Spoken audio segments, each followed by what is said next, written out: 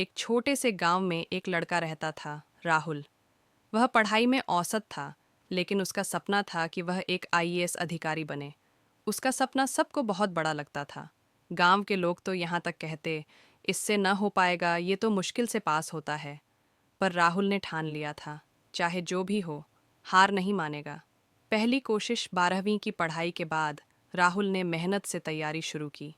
हर दिन 10 से 12 घंटे पढ़ाई करता, किताबें पढ़ता, नोट्स बनाता, ऑनलाइन क्लास करता।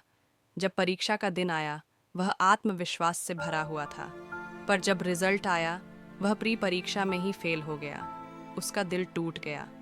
कुछ दिनों तक तो उसने खुद से बात करना भी बंद कर दिया। उसे लगने लगा, शायद लोग सही थे, मुझसे नहीं होगा। माँ की बात एक दिन उसकी माँ ने चुपचाप आकर कहा, राहुल, तुम गिरे हो तो इसका मतलब ये नहीं कि तुम चल नहीं सकते।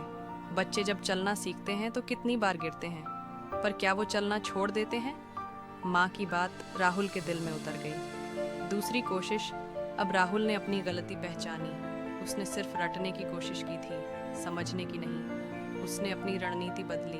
उसने कमज़ोर विषयों पर ध्यान दिया। पिछले साल के पेपर हल किए, मॉक टेस्ट दिए। एक साल बाद फिर परीक्षा हुई। इस बार वह प्री और मेंस दोनों पास कर गया। अब सिर्फ इंटरव्यू बाकी था। फिर से गिरना। इंटरव्यू में वह घबरा गया, पसीना आ गया और वह कई सवालों के जवाब ठीक से नहीं दे पाया। फिर से असफलता। इस बार दोस्तों ने भी कहना शुरू किया, अब छोड़ दे और कुछ कर ले। लेकिन राहुल को अब असफलता से डर नहीं लगता था। वह जान गया था कि हर हार में एक सबक है। तीसरी और आखिरी कोशिश। इस बार राहुल ने खुद को मानसिक रूप से भी तैयार किया।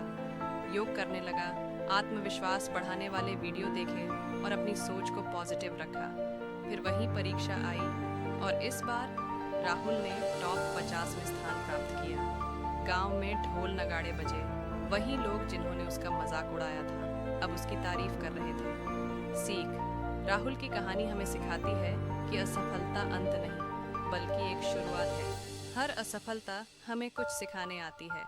अगर राहुल पहली हार के बाद रुक जाता तो वह कभी आईएएस नहीं बन पाता। इसलिए याद रखो, असफलता सफलता की पहली सीढ़ी है।